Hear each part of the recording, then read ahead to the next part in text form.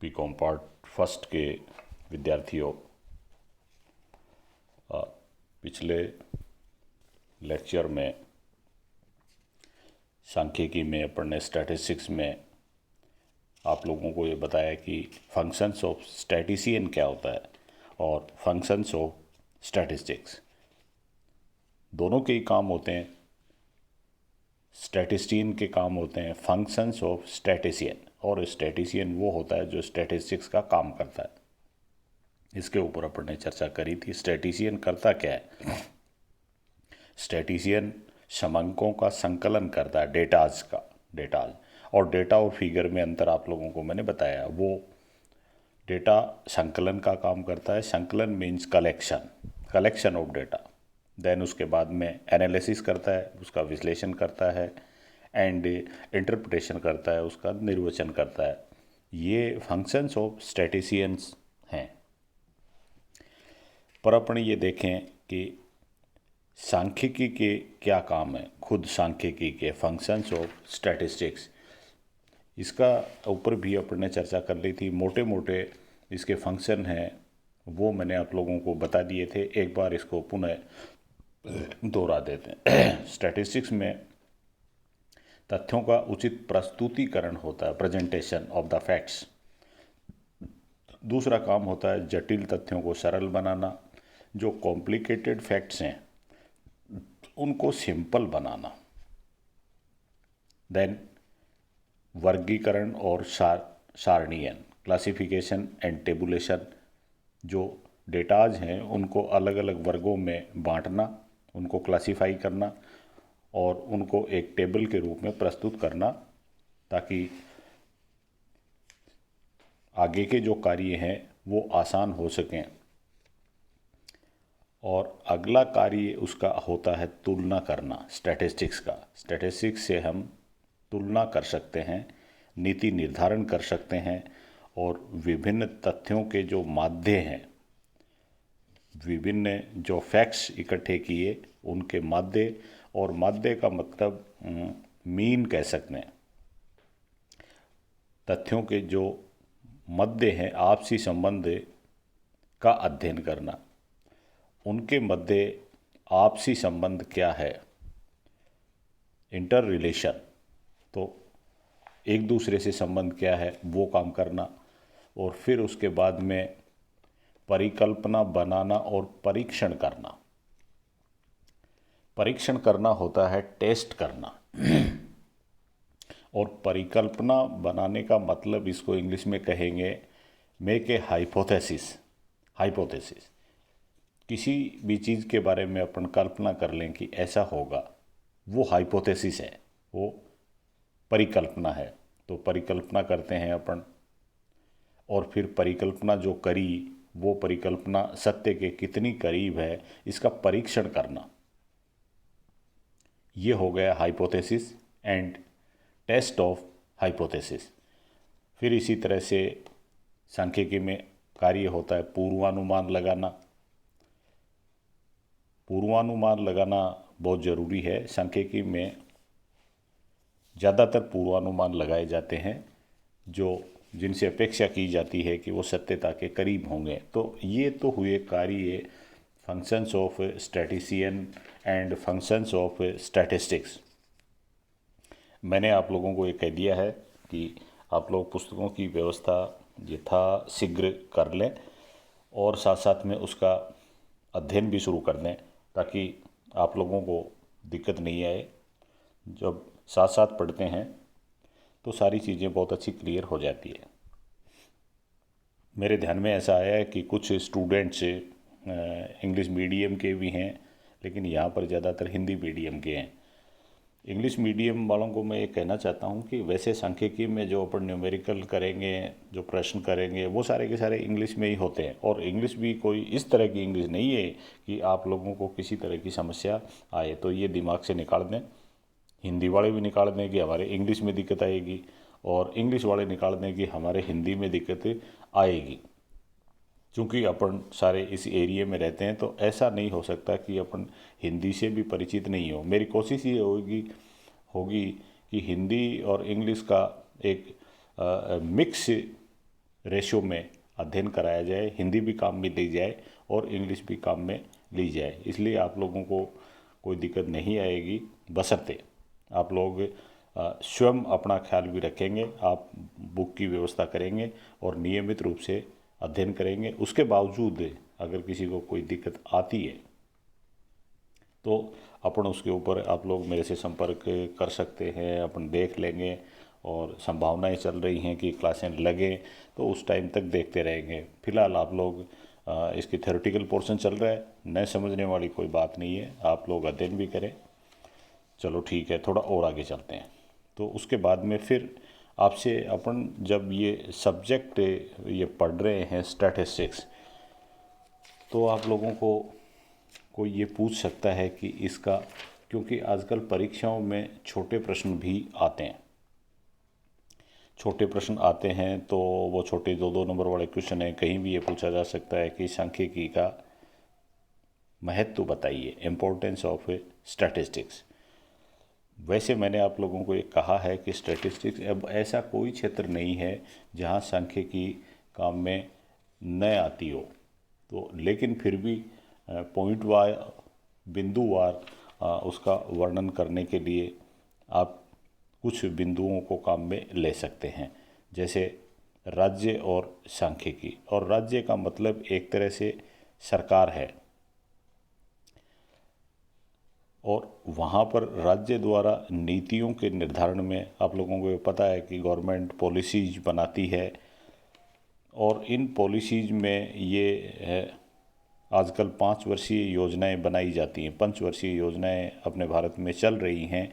उनमें आंकड़ों की आवश्यकता होती है, वहाँ डेटाज इकट्ठे किए जाते हैं और फिर दिन प्रतिदिन इन डेटाज के आधार पर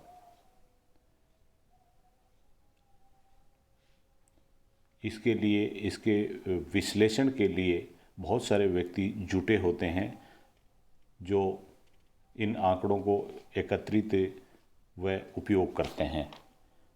तो राज्य में, स्टेट में सांख्यिकी का, चाहे वो पॉवर्टी का अध्ययन करना हो या लोगों के लिविंग स्टैंडर्ड का अध्ययन करना हो, तो ये बिना डेटाज के संभव नहीं है। दूसरा पॉइंट ले सकते हैं आर्थिक नियोजन, इकोनॉमिक प्लानिंग। प्लानिंग जो बनाएंगे वो आप डेटा इकट्ठा करके उसके आधार पर ही बनाएंगे कि अपने पास में रिसोर्सेज क्या हैं और फिर उन रिसोर्सेज को किस तरह से अपने काम में ले सकते हैं। ये सांख्यिकी का एक भाग होता है। इसी तरह से बिजनेस में भी सांख्यिकी का उपयोग होता है। सांख्यिकी के उपयोग के बिना न तो उत्पादन संबंधी निर्णय संभव है, न तो कोई प्रोडक्शन से संबंधित निर्णय संभव है, और न ही वित्तीय प्रबंध। इनके लिए सांख्यिकी की विशेष रूप से आवश्यकता रहती है।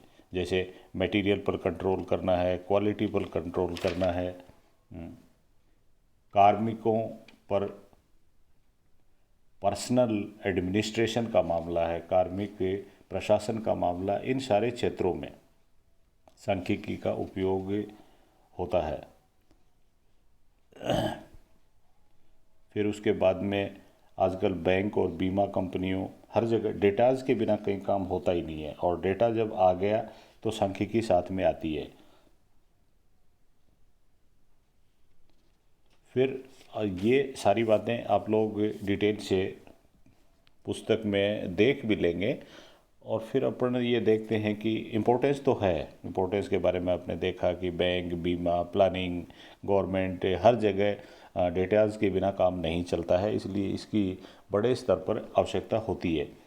लेकिन साथ साथ में सांख्यिकी की कुछ सीमाएं भी हैं, लिमिटेशन ऑफ स्टैटिस्टिक्स।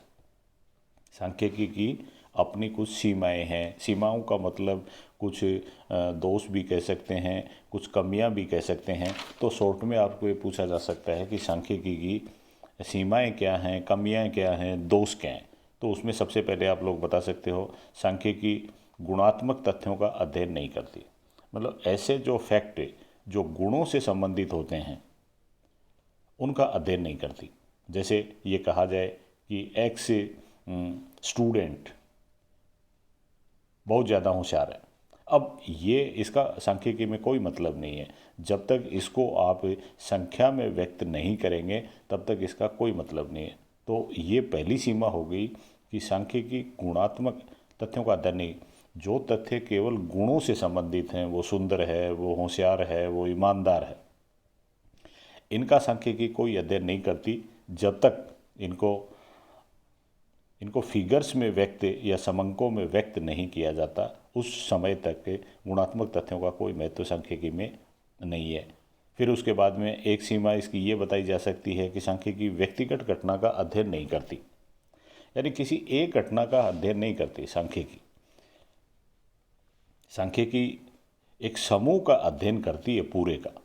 तो एक घटना का अध्ययन कर लिया वो सांख्यिकी नहीं है। तो इसलिए एक घटना के अध्ययन से काम नहीं चलता, ये एक सीमा हो गई।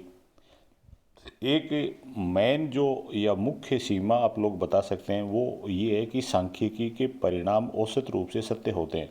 सांख्यिकी के जो अपन काम करते हैं, लास्ट में इंटरप्रिटेशन, डिसीजन लेते हैं, निर्णय करते हैं, निर्वचन करते हैं, वो जो परिणाम है, रिजल्ट आए, वो औसत रूप से सत्य होते हैं, 100% सत्य नहीं होते। तो ये एक बहुत बड़ी कमी है कि सांख्यिकी के जो परिणाम होंगे उससे एक मोटा मोटा आइडिया लगता है, पर 100% उसको सत्य नहीं कह सकते। केवल वो एक संभावनाएं बताती है कि व्यापार की स्थिति ये रहेगी। 100% क्या होगा इसके बारे में वो मौन है। तो ये बड़ी सीमा हो गई। फिर सांख्यिकी के परिणाम हैं वो लगभग सत्य होते हैं। ये बात भी पिछली जो सीमा बताई है उसी से जुड़ी हुई है, यानी सांख्यिकी के जो रिजल्ट आते हैं वो लगभग सही होते हैं, वो 100% सही नहीं होते।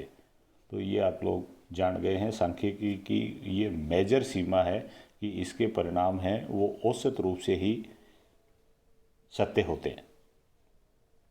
फिर एक सीमा आप बता सकते हैं, कारण और प्रभाव का संबंध आवश्यक नहीं है। कारण कहते हैं कॉज और प्रभाव कहते हैं इफ़ेक्ट। कॉज एंड इफ़ेक्ट का जो संबंध है, का जो रिलेशन है, कॉज एंड इफ़ेक्ट का संबंध है, वो यहाँ पर आवश्यक नहीं। सांख्यिकी में ये स्पष्ट रूप से नहीं बताया जाता कि ये तो कारण था और कारण की वजह से ये प्रभाव पड़ा। ये तो केवल दो श्रेणियों में संख्यात्मक संबंध ही बताती है। तो एक ये सीमा होगी, कॉज एंड इफ़ेक्ट का आपस में संबंध क्या है ये नहीं बताती। एक लास्ट में आप कह सकते हैं समंकों का दुरुपयोग किया जा सकता है। दुरुपयोग, मिसयूज हो सकता है डेटाज का दुरुपयोग किया जा सकता है। तो ये तो सारा का सारा जो स्टैटिशियन है उसकी समझ और ईमानदारी के ऊपर डिपेंड करता है कि वो समंकों का किस तरह से उपयोग करता है। अगर उसको अधूरा ज्ञान है तो उसकी वजह से भी समंकों का दुरुपयोग हो सकता है, या उसकी निष्ठा ठीक नहीं है, इंटीग्रिटी ठीक नहीं है, ईमानदार नहीं है, तो भी वो दुरुपयोग उसका कर सकता है। जैसे मान लो एक उदाहरण दिया जा सकता है, सांख्यिकीय समंकों के दुरुपयोग का एक उदाहरण दे सकते हैं। जैसे सड़क पर मरने वालों की अपेक्षा घर में मरने की संभावना अधिक है, अतः सड़क पर निवास अधिक सुरक्षित है। एक डेटा इकट्ठे किए और उनसे ये पता लगा कि सड़क पर मरने वालों की अपेक्षा घर में जो मरे उनकी संख्या ज़्यादा है। तो इससे ये निष्कर्ष निकाल लिया कि अतः सड़क पर निवास करना सुरक्षित है। अब यहाँ पर ये नहीं देखा गया कि सड़क पर रहने वालों का प्रतिशत कितना है, और अधिकतर व्यक्ति घरों पर ही रहते हैं, इसलिए ये चीज़ यहाँ अप्लाई नहीं होती। विस्तृत दृष्टिकोण से देखना पड़ेगा, तो समंकों का दुरुपयोग हो सकता है। ये कुछ आप लोगों ने इसकी इम्पोर्टेंस बताई, इसकी सीमाएं बताई, और उसके बाद में छोटे प्रश्नों के रूप में आपसे पूछा जा सकता है कि समंकों के प्रति अविश्वास क्यों होता है। डिस्ट्रस्ट ऑफ डेटा, समंकों के प्रति अविश्वास क्यों होता है, उसको संक्षेप में आप ये कह सकते हैं कि समंकों के प्रति अविश्वास का जो कारण है वो प्रयोगकर्ता जो उनको प्रयोग कर रहा है उसका अधूरा ज्ञान और कपटपूर्ण आचरण करता है। उसका या तो अधूरा ज्ञान होता है या वो कपटपूर्ण आचरण करता है। तो ऐसे व्यक्तियों की वजह से समंकों के प्रति अविश्वास भी पैदा होता है।